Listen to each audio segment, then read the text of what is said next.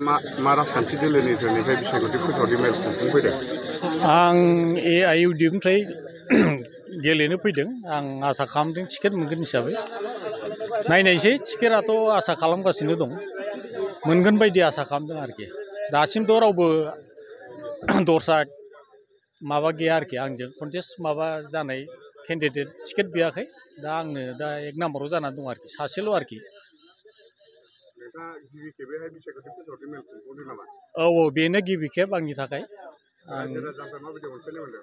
रायजो राजानिफ्रायथ' बिराद मोजां अनसायनाय मोनगासिनो दं। नै बिराद मोजां मोननानै फैदों आरोखि, लेंनाङाखै, सोरबा मिन्थिना लकेल हिसाबै माबानानै फैदों आरोखि।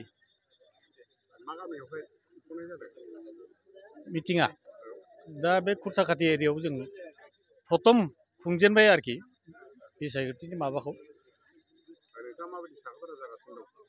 आंथ' 100% साखाफारा दा जुदि पार्टिया जुदि आंखौ मोजां मोननानै टिकेट होयोबा आं देरहागोन ना आसा आरोखि।